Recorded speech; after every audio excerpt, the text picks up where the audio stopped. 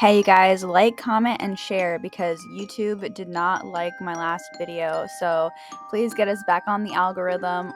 So much thanks. Thank you guys. Enjoy the video and make sure to show this to everyone you know so that everyone knows what's going on. Everyone needs to know this stuff. Alright, see you guys next time. Bye. Alright, y'all, so there's this unfortunate conspiracy going around right now that just came out yesterday about Lil Tay, a well-known flexer all around the world. Now, Lil Tay's only 9 years old and she got famous off of basically flexing on people. But shortly after, there were many reports about her brother using her and exploiting her to make money, which then led him to Instagram exposing his parents, saying they're abusing, beating on her, using her as well. Now this all started because late last night a family member or family, whatever the case may be, posted this about her, saying that not only her but her brother have both passed away. Now after what I just said, can you see why this seems so weird? Not only that, the Vancouver and Los Angeles police departments have denied their investigating of the death of Lil Tay, claims that they have no record of her death and have not even been alerted to her death. And oddly enough, her YouTube subscription says, "Help me."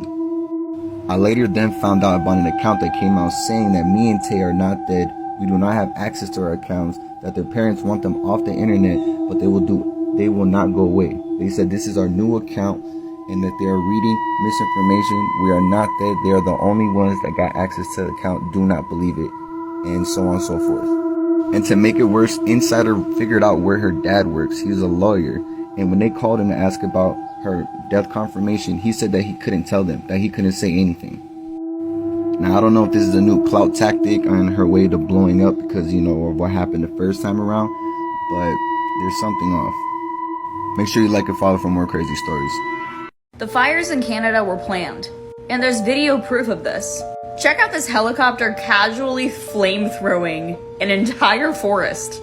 Do I even need to bring up the chemical plant fire that happened as well?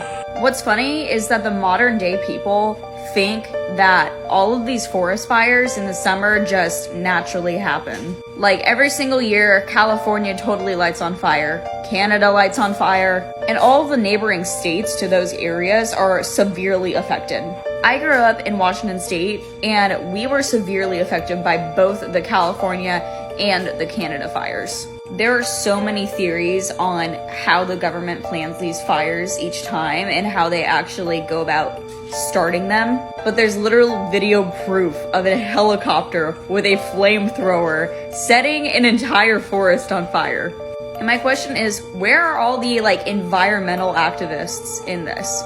Where did they all go? They're silent now. And this is why it's so important to find those non-toxic alternatives for your home and to keep your living space absolutely clean and non-toxic. Because when you step outside, you're immediately exposed to toxicity. And this is just an example of that. I'm really happy that I did my research and I found a company that keeps my home non-toxic. But it's vital information to remember that our good health limits the power and control they have. Why was nobody listening to this man? They're gonna try to make black and white go against each other. What's the cut on the CIA killed me. Special cut on the album. What's the special cut? They got two. Oh yeah, you got two special. Peep how RZA is just looking at him and then how he just continues to talk as if he didn't say anything. CIA killed me. Special cut on the album. What's the special cut? They got two. Oh yeah, you got two special cuts on the album. You got 27 cuts. Because they let the corniest shit get the most airplay. You know what I mean? The most unconscious shit day. get the most airplay. It's like, what the is wrong with y'all? The government. Yo, and then run up on me talking about keep it real. Don't run up on me saying keep it real if you ain't supporting the real. You know what I'm saying? Bottom line. The government brainwash our people with the mind control theory. Puts his That's head what they down. do. So they make sure our people like it. They keep playing that same song. The same song keep playing, you start to like it. You start to get cloned with it. You start to get cloned with it. So then for the clone exists, then it just takes over. To me, it's like everybody's scared of the government. You know what I'm saying? Because they killed Tupac and they killed Biggie Smalls. I don't care what y'all say. If you're going to be real, be real. You know what I'm saying? That's all I'm saying. Now do you understand? The only way we can stay strong is we stick together. Let me tell you what they're going to try to do. And y'all remember this shit. Y'all go tell the world.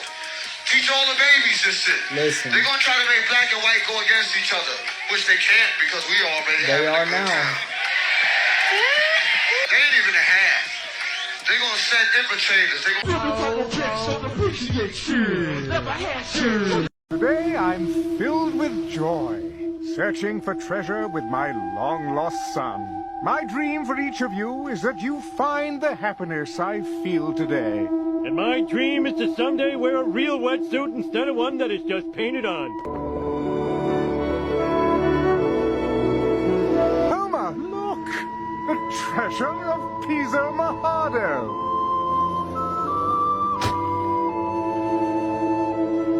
Hey guys, we found the treasure. When I get to shore, I'm bringing it right to the bar. Oh, which way did Mason go?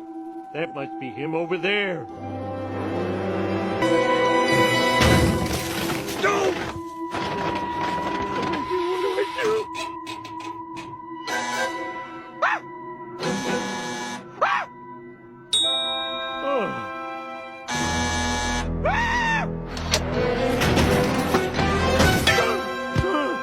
So, how much money would Holly Madison have gotten if she had stayed with Hef until he died? According to her book, Down the Rabbit Hole, she says after she told Hef she wanted to break up with him, he left his will out for her to see.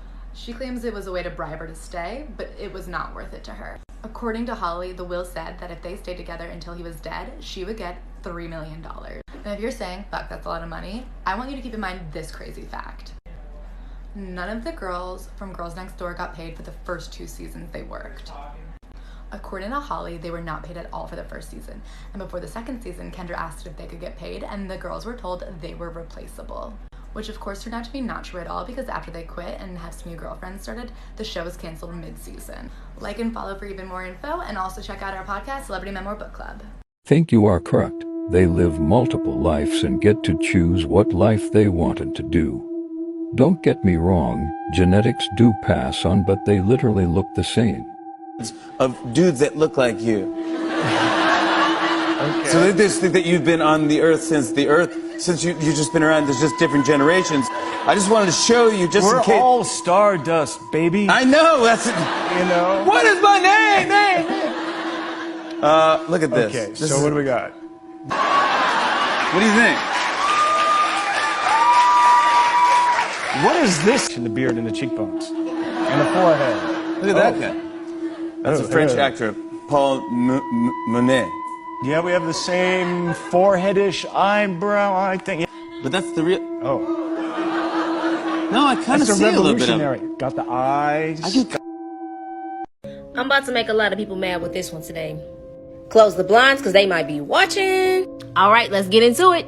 Today we're about to talk about the difference between the Ankh and the cross. Now, most people only think the difference is that the loop is on the Ankh and it's just straight across with the cross. But it's deeper than that. Okay, I'm going to start with the Ankh because, yeah. If you don't know what the Ankh is the symbol of life for the Egyptians. Or as they would say, the Keats life. But let's break down the actual meanings of it. So you see how the top part, the loop, that means the female. And then that bottom part is the male. Oh yeah, y'all didn't know everything was representation? So as you know, Egypt was a matriarchal society where women and men were of the same status, basically. And that's great because they accomplished a lot. Now we're finna get into this bad boy. Cross is the symbol that Jesus died on, basically. So what does that mean? Death. So you remember how I said that bottom part, that line, was representation of the male? And then this top represents the legs, the womb, all of that coming together, creating life. Now let's look at this, right? So the bottom part is the male and the top part is the male. So we both know female and male creates life, but male and male, that doesn't create life. What I don't get is, how is the Bible against homosexuality and it represents a male and a male? It's all based on the masculine principles. Y'all be safe. That's everybody. I'm Wendy Bell. You know, it's stunning to monitor the media's lack of interest in the whole Maui story. I've been in this business for 30 years. I'm stunned, but I'm not surprised. The dots are connecting. And coincidence seems to be the story here, right? But the true story, the media knows it is not allowed to tell. But I can. Is it a coincidence that the Maui police chief is the same man who was in charge in Las Vegas during that massacre that killed 58 people? Is it a coincidence that the Maui property, owned by million and billionaires, wasn't touched by the flames while homes of the locals all burned? Was it a coincidence that the flames traveled across across hundreds of feet of pavement and crossed a 4-lane highway with emergency shoulders to jump into the ocean and then burn all the boats. Was it a coincidence that the largest system of outdoor emergency sirens in the world never made a sound as the fire devoured Lahaina? Was it a coincidence that at the same time, very same time, all the water was turned off? Was it a coincidence that police were ordered to block off streets and to funnel all the cars trying to escape onto one road where that firestorm incinerated entire families?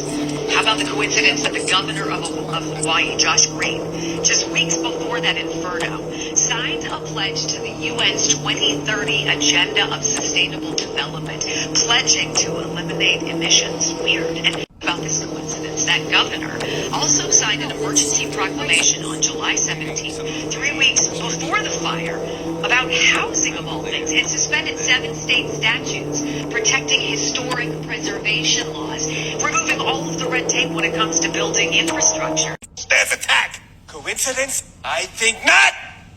Stairs attack. Coincidence? I think not. Stairs attack. Coincidence? I think not.